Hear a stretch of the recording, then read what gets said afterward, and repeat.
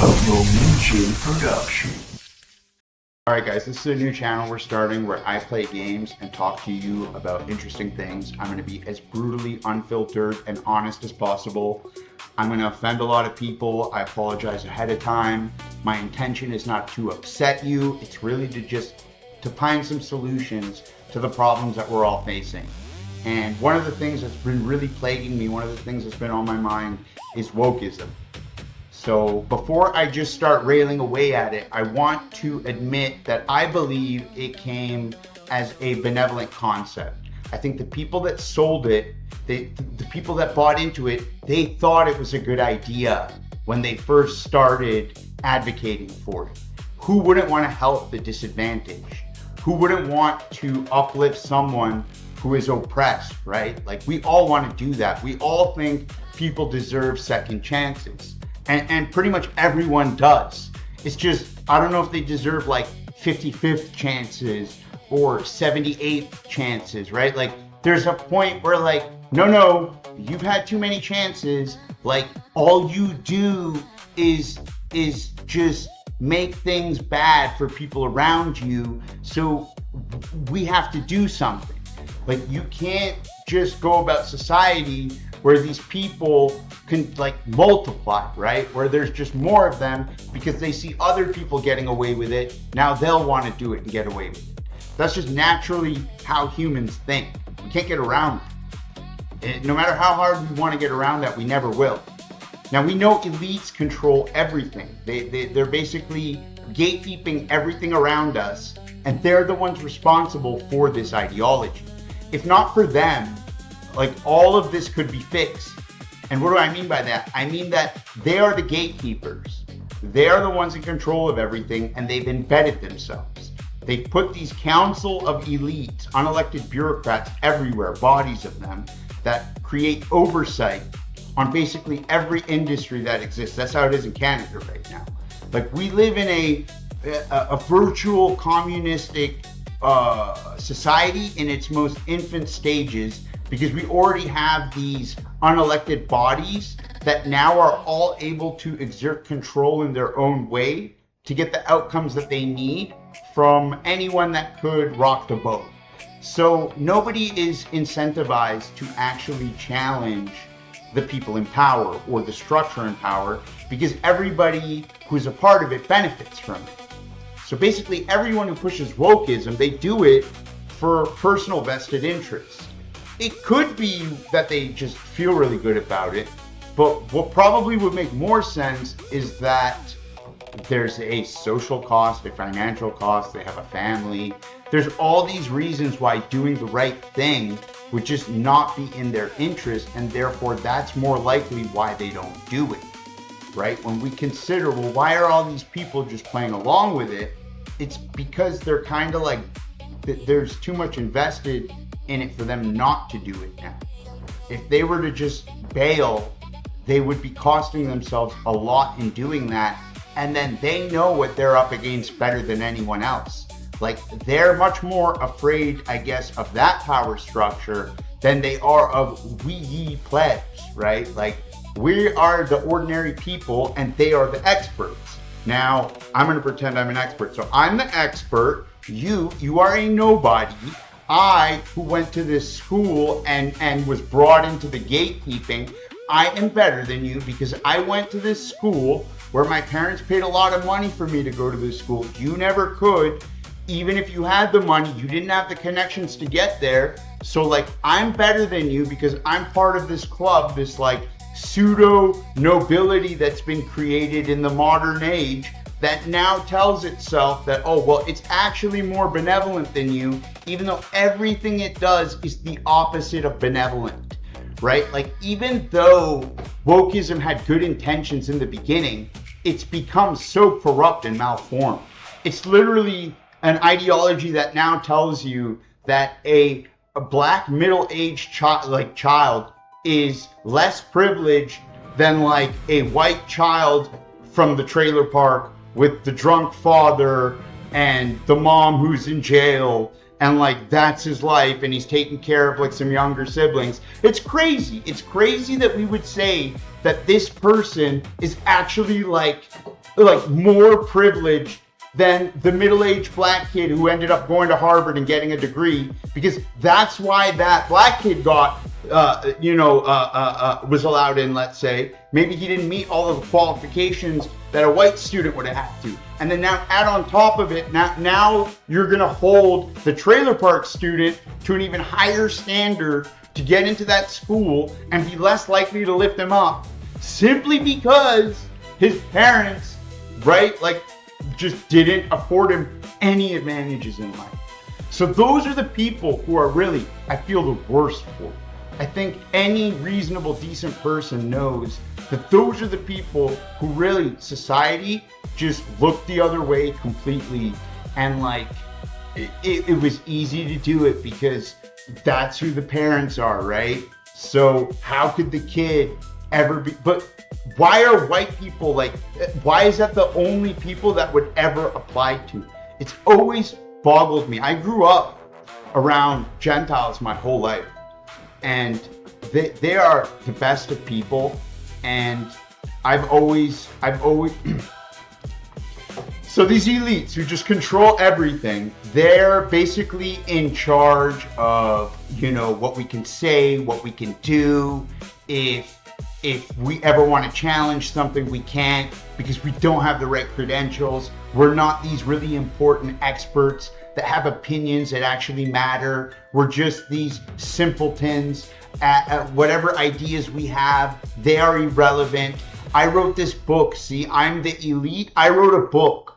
This book, it says the opposite of what you're saying. I'm an expert who wrote it. So I'm never even going to acknowledge what you have to say, because if you were to be right, I would be a fool, right? So when we talk about wildfires, and that's the big topic right now in Canada, because there's been these crazy wildfires that literally force people to leave the communities that they were in to come to Toronto for refuge. So they're really upset about that, obviously.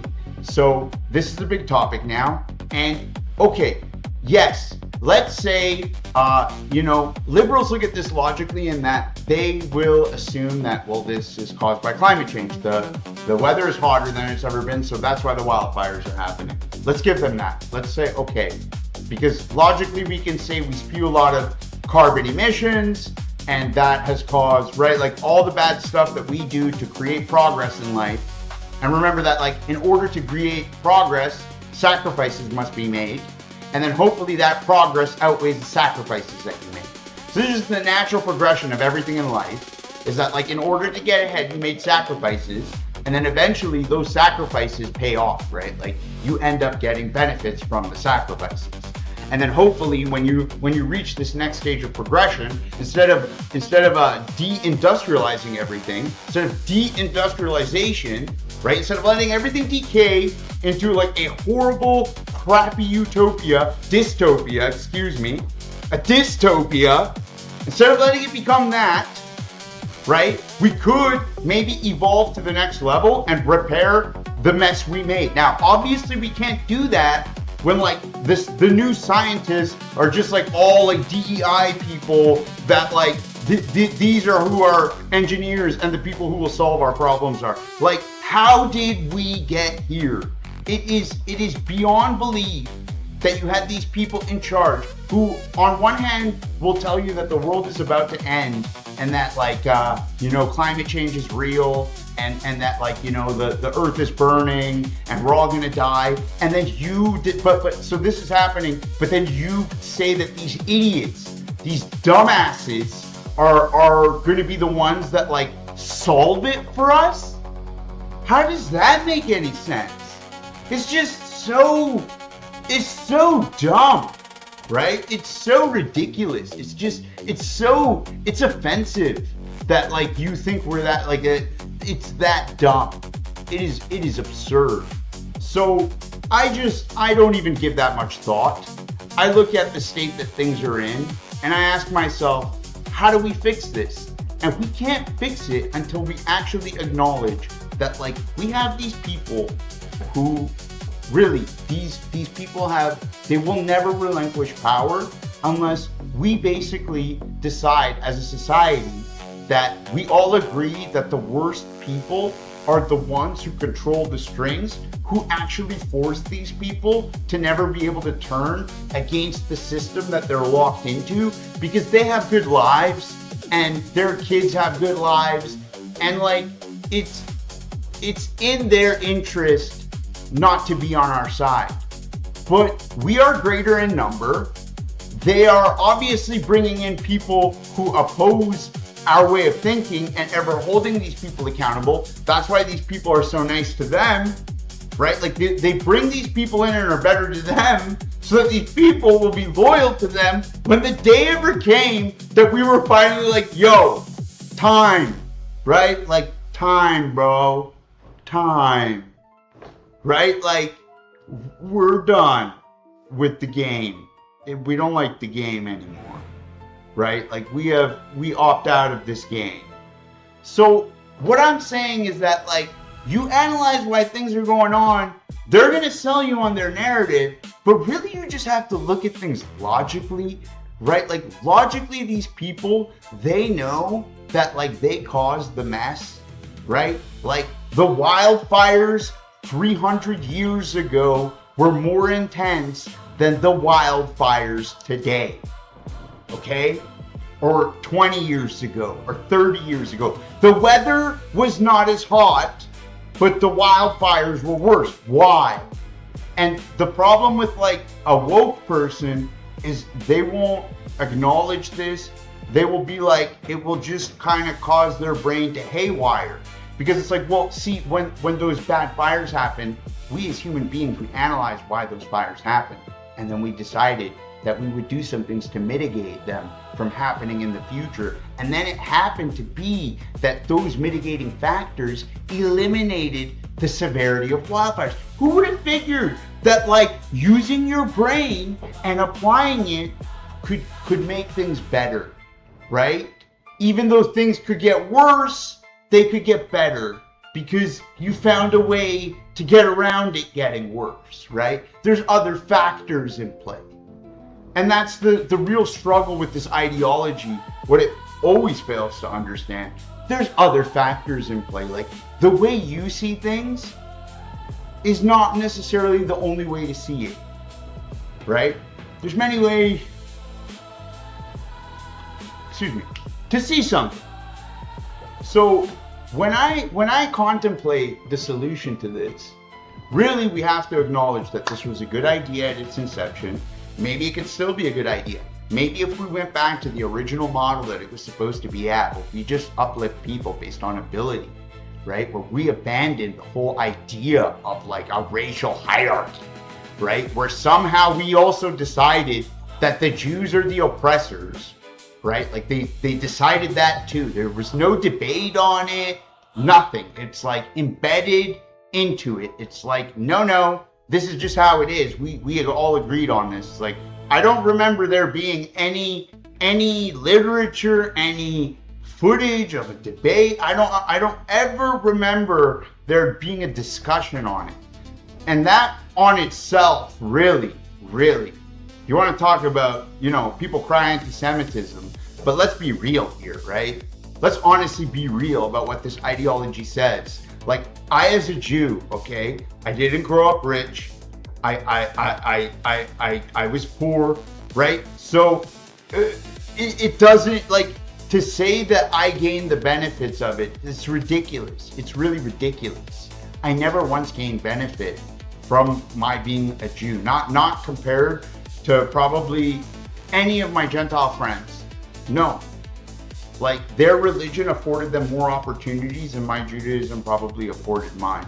My father was never like part of some like long-lived congregation where they knew my family for a long time. There's a lot of gatekeeping in synagogues too, like in every group, right? Like just because you're like the same race doesn't automatically mean they're just like, here's my wallet, let me give you the money, right? Like they're more like let's see some money from you and then we'll talk about maybe letting you into the club. That's much more how it is than like I have some gold membership card that affords me like doors to open that wouldn't open otherwise. At the end of the day, I still have to sell myself at any job interview, right? Like it didn't matter. Like they're not going to hire me just because I'm Jewish if I don't have any ability behind it either, just because they're Jewish. Like, they're still only going to hire me based on my ability.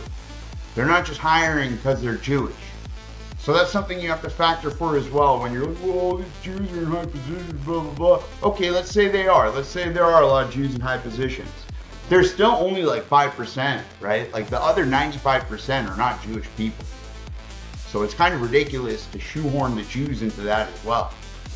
Now, why am I talking about this? Well, because it hits to me personally, right? Like, I used to be one of those people who was honestly, I didn't care about any of this stuff. And I just thought it was all stupid. And I figured that, like, there would just be common sense solutions to all this, that, like, yeah, they're deviating on this crazy path, but, like, they'll figure it out. Like, it's obvious, right? Like, you have to be so dumb not to see what's going on. So when you look at things from that perspective, it really boggles the mind to see where things are at, and then to tell yourself, now I have to be the one who, like, steps up and starts, like, to call it out and to talk about it, because nobody else will, right? Because people are either too scared, or they have a vested interest, or they're worried about their family. And I get it. I really get it. I do get it. Like, if I had a family and kids, I wouldn't be doing this. I have nothing to lose at this point, and I want to get it off my chest. I want to be like, this is my analysis. I believe that there are good people who they know how bad things have gotten. They know they're off the rails. Deep down, they know. They know that, like, they had the best of intentions when this started, and it's become something very sinister. And I think a lot of them are almost afraid to acknowledge how bad it is. It's like they would prefer to lie to themselves and convince themselves that everything is going to be okay, because that's much easier than acknowledging that what we say is the truth. Because if what we say is the truth, we sound almost as crazy as they actually do sound to us with the illogical ideas they have, like, let's just let the vegetation grow so the wildfires can burn more. So we're acknowledging climate change is real. Let's say it's real. So it's gonna make more fires. So instead of making more fire breaks, we want to deindustrialize and make sure the fires burn more. So even more emissions can go into the sky from the burnt fires, because that's going to help the climate change. This is how crazy everything is. And then you will have experts that basically defend it, right? That are like, well, you see, the animals, they need this newt, the newt, it will die. If the newt dies, then the bacteria on the newt will die. And then you can't have penicillin anymore. Do you understand? I swear, they're going to use that one day. They're going to be like, that's gold. Because that's the kind of craziness we're at now. I saw this commercial in Britain. It was like an advisory. It was like, remember to make sure that your children don't get too much exercise because it's 35 degrees outside. It's like, man, we used to play in like 40-degree heat, and like no problem. And then we used to also play in the negative 35 degree in Edmonton. So I don't understand what this, like, well, 35 degrees, you child. It's like, no, that's ridiculous, right? I think that's ridiculous. So this is the state that we're in. They have created this generation of children full of anxiety who bought into these really dumb ideas. Now they bring in people that literally just basically game the system because the system is so easily gamed, right? Like, people that really, like, at the end of the day, the way that they look at it, if I get kicked out, I'm gonna just go back home and I'm gonna come home with more money in my pocket.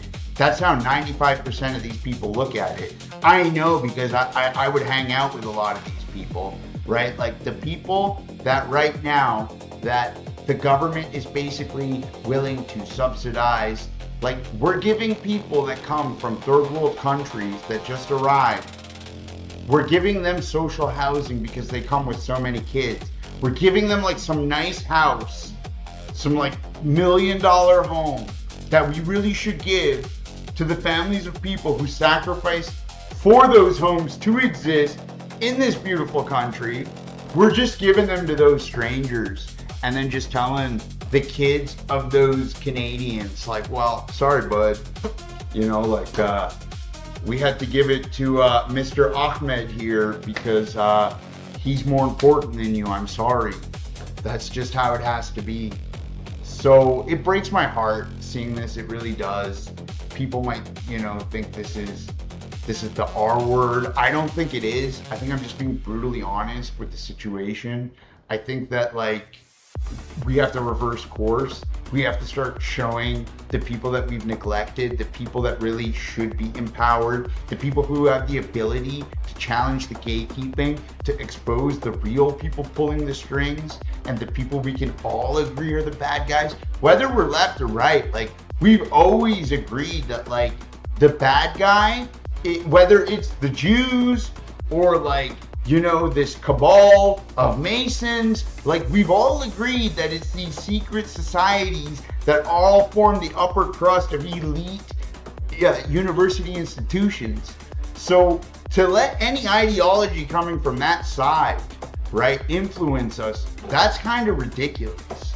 I believe firmly that a vast majority of people right now understand how off the rails wokeism is, and how the university institutions are basically just a giant it's a polluted breeding ground of nonsense. That's what it is. It's just a bunch of kids getting brainwashed into a cult that allows them to exist in a reality that really is not preparing them for what's to come, and they will only have their rich parents to blame for perpetuating this nonsense and refusing to address real problems and continuing to just double down on nonsense, platitudes, feelings, right? While criminals and, like, the real dangerous elements in society are just thoroughly embedding themselves, right? Like, we can see it with our own eyes. We can, like, who is afraid of a police officer today? I'm not, like, I look at these police officers, the reason I don't break the law or do bad things is not because I'm really afraid of the police officers. Like, I really believe I could just overpower most of them, right? Like, unless they pull that gun out, I'm not afraid of these people. Like, I could just hold their arms and stop them from drawing anything because they're much weaker than me, right? A lot are, right? They're like skinny, small people, and they shouldn't be cops, because those kinds of people make a real criminal look at them and laugh. He's like, that person they don't invoke fear in me. And sadly, fear is a motivator. Some people only understand fear. You only get to really meet these people when you don't go to university, when you actually have to, like, go down a bad neighborhood and interact with these kinds of people, because these people don't go to your universities, right? But they do frequent a lot of the places that you're too afraid to go to. But other ordinary people have to live amongst. And you, in your great benevolence, you have relegated these people to hold the same privileged statuses that you do. That is how absurd you've become. That's how crazy your brains are.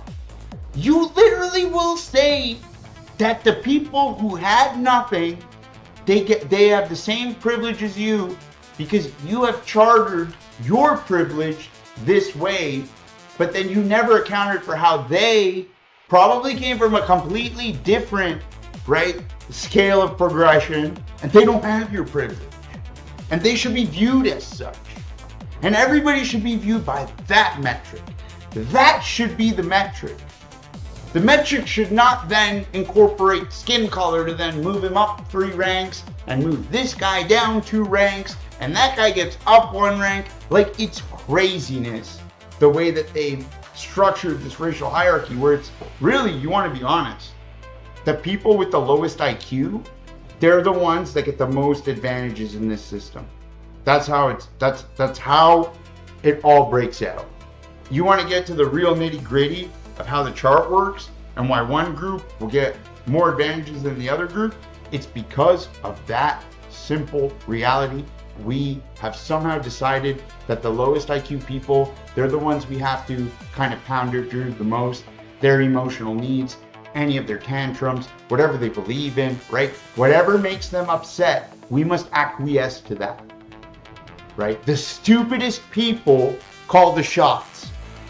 That's what that plays out into. That's the reality of saying they are the important ones. Their needs come before yours.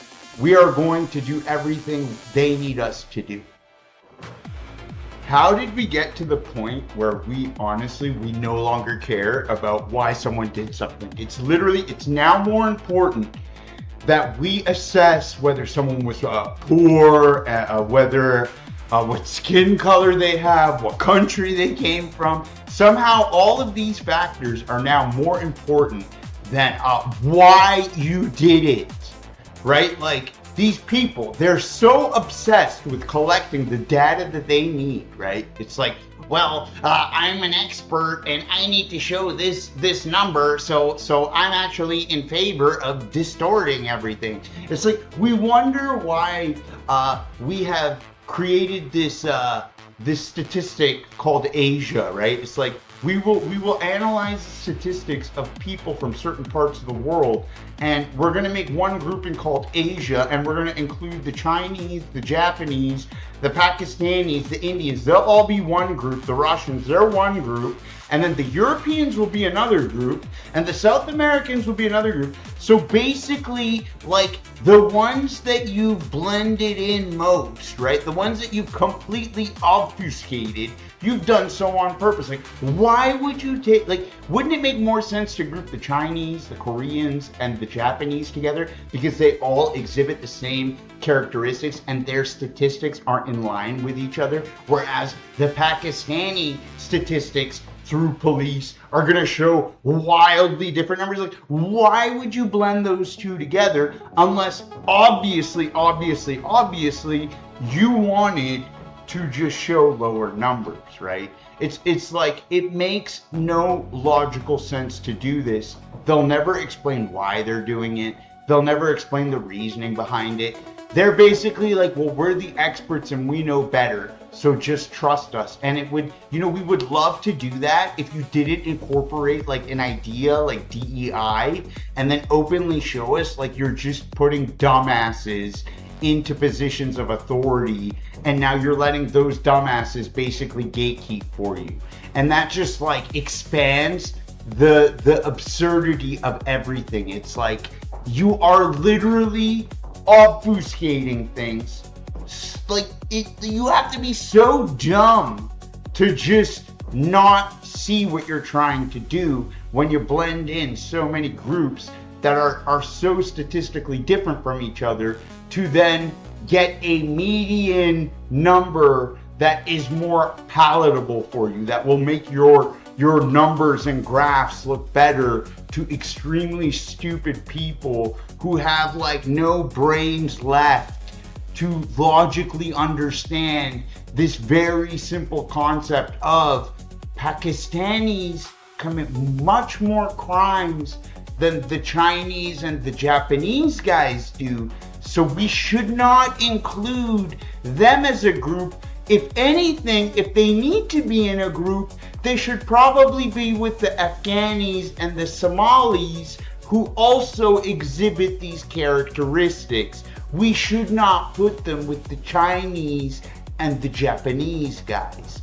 And I think that doing that is actually racist. I think that the fact that you're purposely blending them together because you know one is worse, and instead of acknowledging that fact, because it is a fact, you have decided to influence it because you are in fact racist, but your racism is kind of compelling you to believe you're doing something benevolent, when in reality, you're harming people. You're not helping anyone when you're doing this. You're just making it harder on the good and decent people. And you may think you're doing a good thing, right? But that's only if you don't think about the actual people that get harmed by this.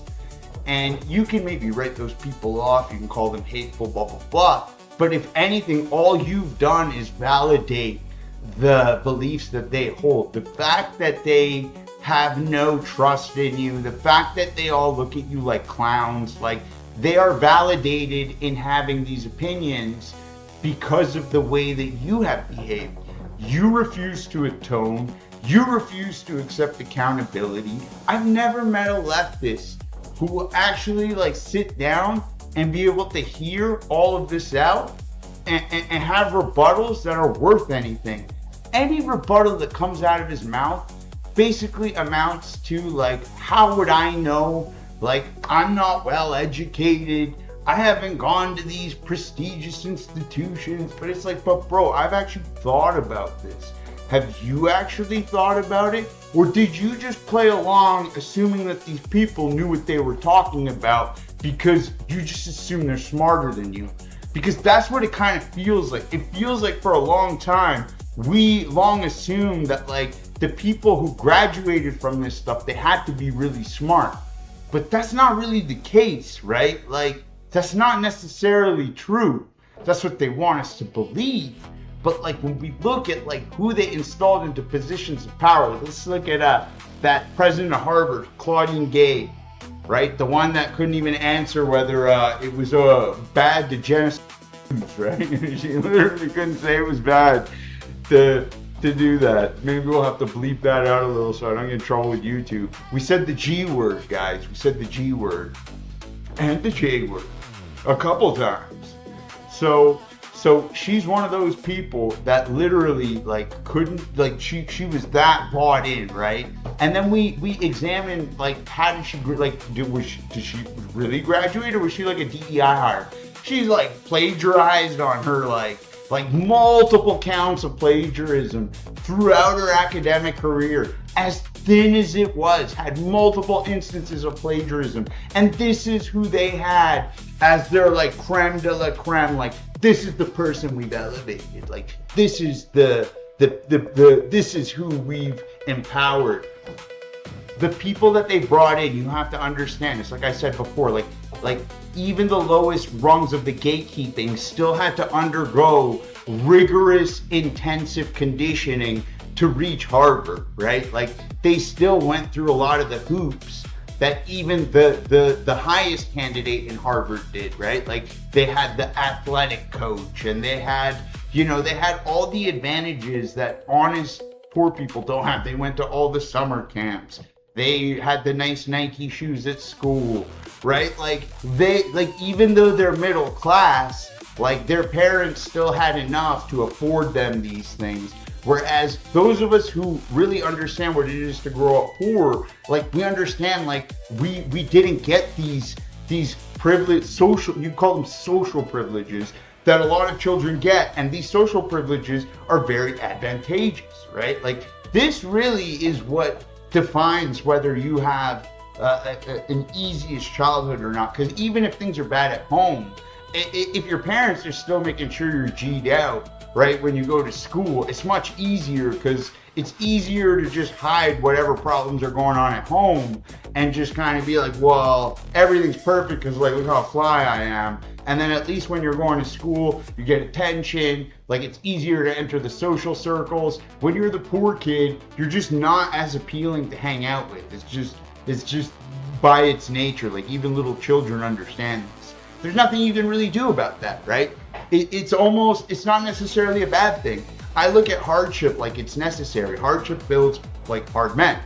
I long believed that better men than me would step forward to fix everything. I really believed that the world had, strong, proper men that eventually were going to come down and just, and everyone's going to wake up, right? Because these guys are just going to be like, yo, enough, right? Like this is stupid. I figured like Republicans, right? Like some strong conservative men. I figured they're going to be the ones to take care of it, right? I never in my life really thought like it's going to have to be me, right? Like me, the guy who just like smoked marijuana for like 15 years in a row.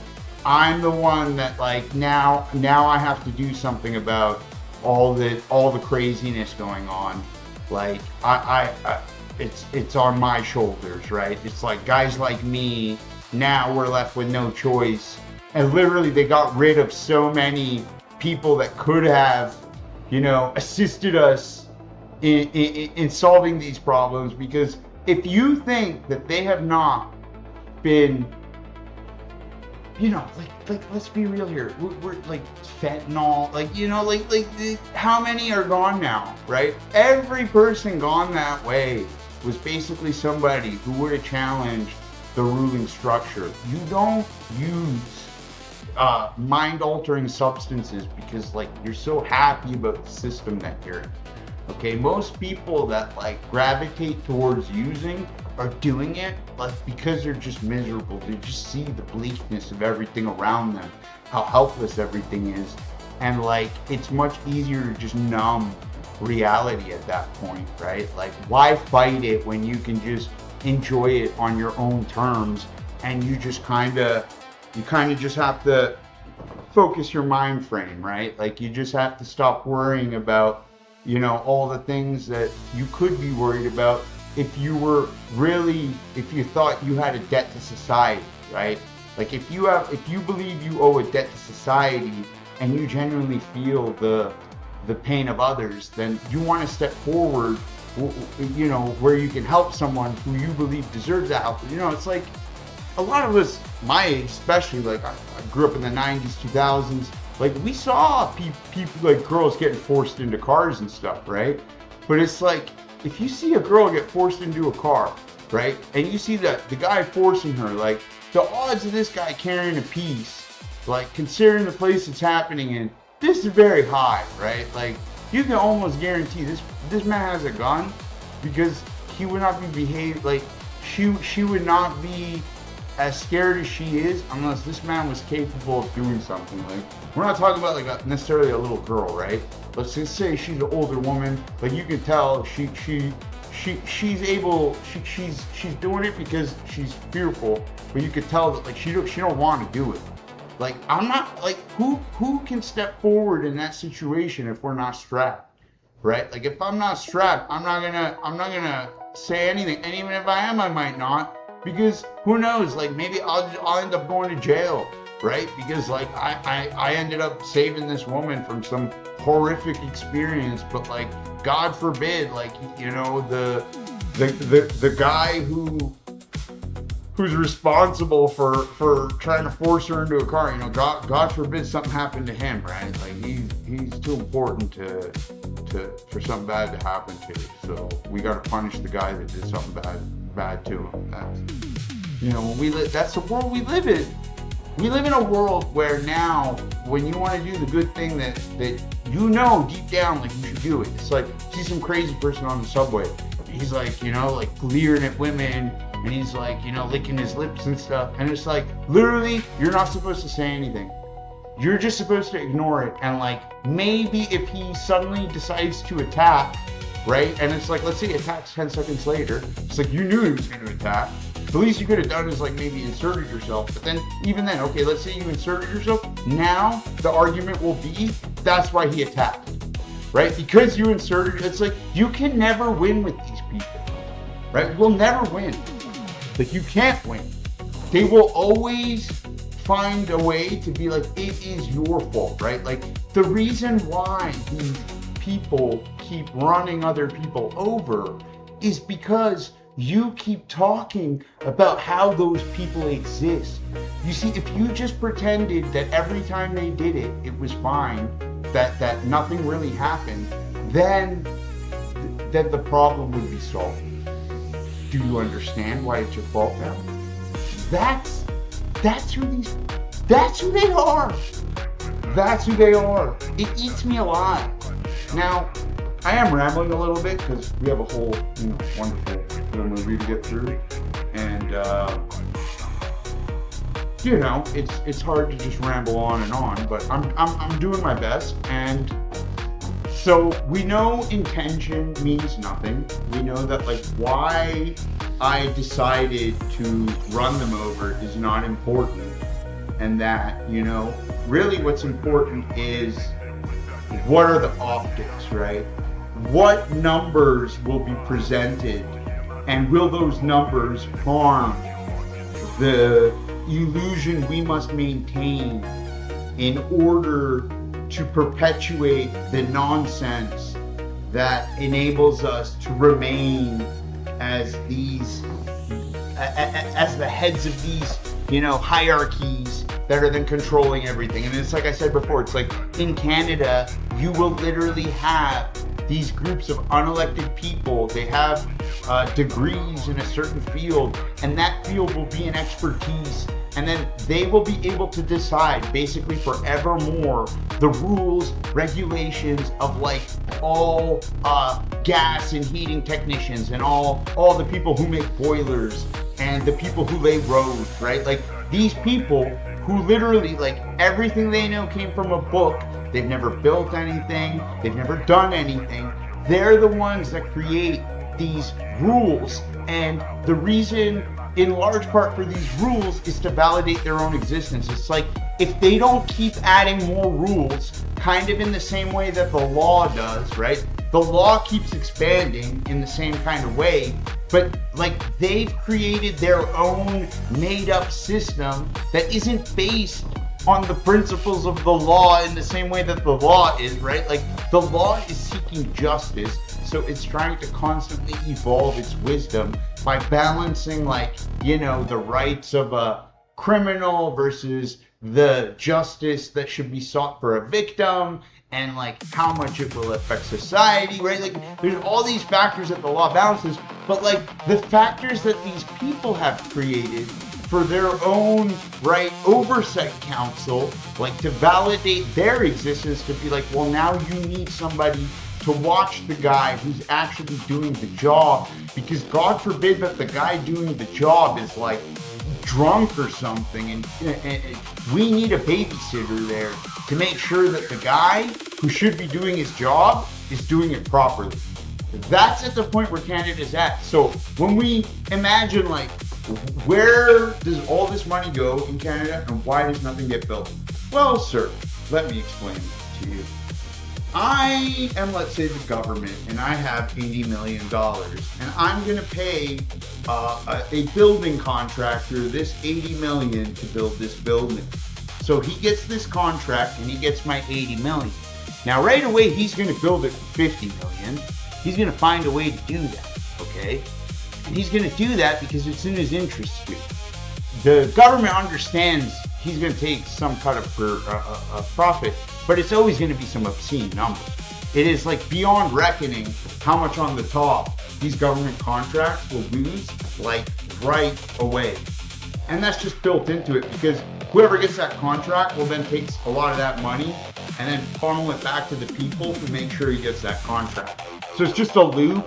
And the people who basically give him the contract have every reason to give him the contract, because he's just like, he enables the cycle to continue. And then whatever rules they impose, he's like, oh, well, I'll happily acquiesce to those rules because I have so much margin left to lose that like whatever you add is fine, right?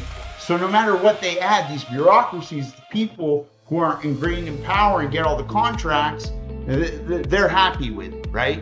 And that's really the fundamental flaw of everything we see today. Cronyism, nepotism, these things are still the number one horrible things. It's not the Jews. It's literally that. It's the people whose parents were in charge are now in charge, and they're a lot dumber than the parents.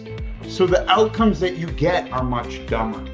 And now they've got these people in charge that are basically just like insane, right? Like you kind of have to be insane to have pushed society to the limits of what logical reality can really argue, right? It's like bad is good, good is bad, and they want you to think that like it's actually normal for it to inverse, but they'll never have a good explanation for why, right? It's kind of like wink, wink, nudge, nudge, right? It's like, because you have to be like, you really have to be a horrible person to view the world. You have to really abandon God in a lot of ways, to look at the world where humanity is just a parasite, where we are just this creature that destroys the world. We ruin all of its resources. We just abuse and exploit everything, and everything is done for our own personal selfish benefit. That is how a lot of these people view things, and that is why they themselves are almost willing to defy human nature and martyr themselves in a way, because they view that as like an ultimate rebellion, I guess, right? It's like, it's the ultimate just like, well, F you to reality. Like, I'm just gonna just be this insane, chaotic, like madman.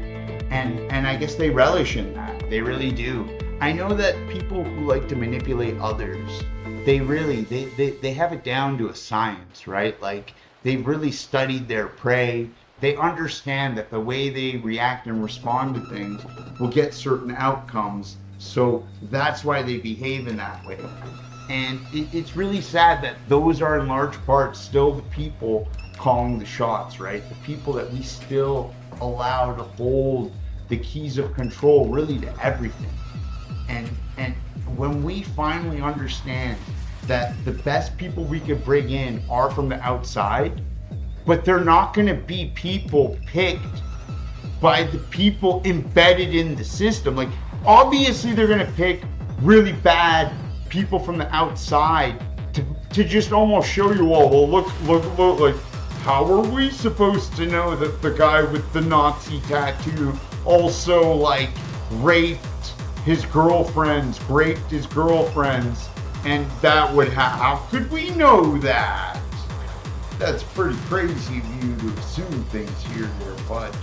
Right? Like, they want us to believe that we're basically crazy, that we're really dumb, right? That we would actually think that these people that they're picking aren't picked with the express purpose of just showing you, like, you should just want the really clean guy, because, like, all these guys are just such damaged goods. And I find it amazing that, like, that's the extent. You can't find, like, the guy who maybe has close to his background but just doesn't have the Nazi tattoo, right? Like, you couldn't find that guy, right? That guy must not exist. They must all just have that tattoo, I guess, right? It's not like that should have been the number one, just like, okay, that's enough. We've seen enough, right? Like, it's almost like, well, no, but then we'd be racist, because we're just assuming that the white guy with the Nazi tattoo, that he would have done bad things, right? Like, maybe he got it for good reasons, the Nazi tattoo. People get it for good reasons, right? I guess that's what makes sense to these people, because what other argument could you have, right? Like, otherwise, you're just dumb. You're just a dumb person, because it should have been obvious that the Nazi tattoo is a big red flag, I would think. So, crazy world we live in, and I don't know. I reflect on what is the best way to deal with all this. And I think it's constantly reinforcing how ridiculous everything is, right? It's just like, whenever you talk to them, you just have to be like, so just make it make sense to me, right? Just like, let's play this out logically. Like, okay, so we're gonna bring everybody to Canada. There's gonna be more of them very soon than us. They don't like the way we live. They judge us. They take pride in being different than us. They think we're like hedonistic, and that we have no morals, and they don't understand that like most of the people that we're actually afraid of are people that like are their cousins basically, right? It's like, yeah, those people are technically Canadian, but like they often come from like the same places, right? Like they just happen to say Canadian, right? Like they're just born here. Like, does that make them Canadian? I don't know, right? Like I'm a guest here. I find it because as an Israeli, right? I used to actually think of myself as a Canadian because like I look at myself as Canadian, right? Like I think I talk like a Canadian, I think like a Canadian. Canadians basically raised me, right? Like if it wasn't for Canadians, I don't know who I would be today. I know that Canada is why like I never had to serve in the army where I come from. Like, and I always like loved Canada for that. That like I never had to kill people in the name of war or a government, and I always took pride in that because you know it's really sad that war happens. It really is, and it's sad that in large part now I understand it's like it's almost necessary because like when you empower bad people will just take advantage of it. Like I have been around bad people my whole life, and the one thing I really learned is that no matter what you do, sometimes a bad person will just be a bad person because they're a bad person. They will always let you down. They will always end up basically betraying you. Like it is in their nature to be that way. And it's sad. I've had a best friend like that. And when you understand that these people exist and that no matter what you would try to do to help them, like it doesn't matter because at the end of the day, they're too selfish to care, right? Like they're too ingrained in the ways that they are to ever consider even someone else's thought process. You have to thoroughly explain the thought process to them, and then if they're highly intelligent, they'll almost memorize it and then be able to mimic like an understanding of it by just kind of like repeating things that they've been told. And then like I don't even know if they think it makes sense, right? I don't know if they think it makes sense or they're just like, this guy's really smart, everybody thinks he makes sense, so I'll just nod along and then whatever he says I'll repeat it back, right? I think it's more that than them actually like really knowing what you're telling them, even though they're highly intelligent. Because their memories, I've also, like the worst people who are really smart, found their memories are the encyclopedic kind. They have this crazy like ability to memorize. And I find that like real philosophers, like we don't memorize names very well. We don't memorize dates and numbers as well, but we memorize like ideas, right? And like understanding how those ideas came to be, which I think is vastly more important in a lot of cases than like what have you memorized. It's like no, it's like what can you understand and how quickly can you understand, right? Like how fast can things adapt to your model, and can you adjust to that quickly, right? Like can you factor in everything you need to come to a logical conclusion, right? Again, with the wildfires, we introduced the fire breaks and other measures to stop wildfires, and then even if the temperature increases, we may still have less wildfires than if we just let the brush grow and become fuel for the wildfire, right? It's these kinds of things that really, they baffle me, because the answer should be so obvious. It should be, come here. Real video. There's my dog. There's a Mookie. He's a good dog. He's a miniature pinscher. He's my friend. He's my friend. He's a good friend. He's a nice. I like. It's a Borat. I have a mustache. Nice, very nice. So I don't know, guys. I hope somebody sees this video and can really get something from it, right? I hope you can take away something from it. I hope at least one person sees this and is like, man, I get it. Like, I at least get some of it, right?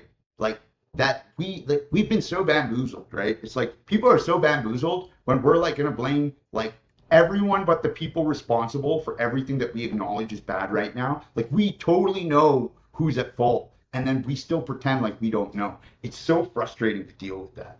It's just, as somebody who really wants to help and fix things, and then you see people just refuse to acknowledge the things that you bring up and the realities of just life, right? It's like an 18-year-old kid trying to argue with me that, the reason why this guy wants to kill you really has nothing to do with his religion. It's it's something he knows better than the guy who tells you, no, no, I'm doing it for my religion, right? It's like he's telling you why he's doing it, right? He's like, this is why I do it. And you're like, no, he must be mentally ill, right? It's like, no, sometimes they're not mentally ill. They're just like, they're just bad people who look for ways to justify doing bad things.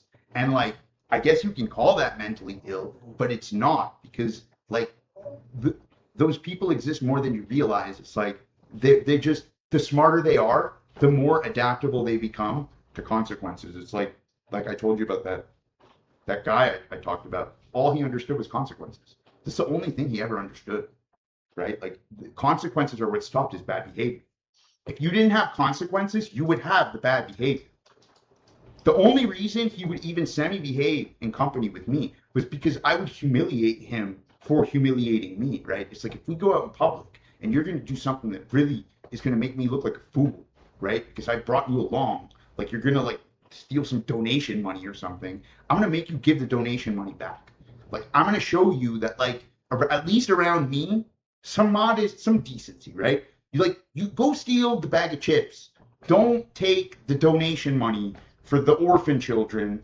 Like that's the last thing you should take. And the thing is, these people, he wouldn't even think like that concept to him is alien, right? It's like, what do you mean? Like, what do you mean that it? But I'm just taking. Like that's almost how he would think. It's like, but like, what does it matter which one I take from?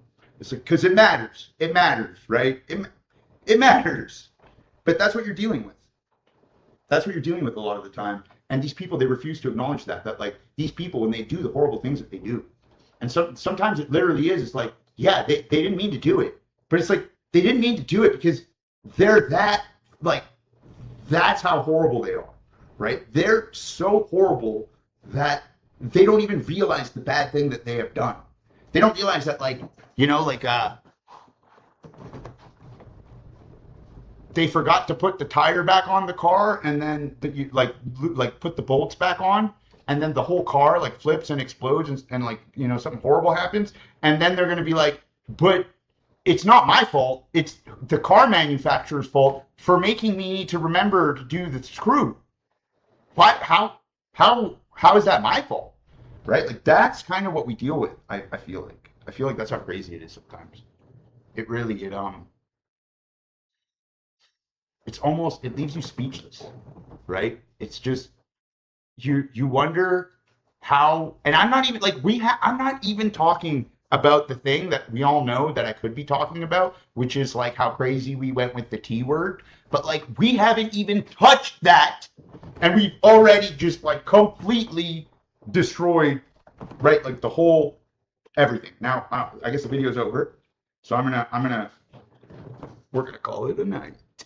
I think we did a good job. I've kind of been rambling on. We did a few early takes. I kind of cut them off real fast, and only did like 5-10 minutes. So this is kind of just the first go through, and this is how I'm gonna try and be online too. So if you guys like what you see, like this is maybe like 2 or 3 or 4 cuts I'm gonna end up doing, just taking small bits out where I kind of just lost my train of thought. It's hard to just go an hour straight without stopping at all and having no direct, right? Like I don't have anybody helping me or anything. So this is what I'm gonna be like online, and we can talk about a lot of stuff, right? Like I put this much thought into probably any subject that you can possibly conceive of, because that's kind of what you do when you're remotely intelligent and have too much free time on your hands, right? You contemplate everything and think about how things got to where they are, and and maybe how you can fix them. So, guys, like the video if you, especially if you watch this far, and subscribe to the channel. And I'm gonna make more videos like this. If you guys want me playing other games, let me know what games you want me to play, and we'll see you soon.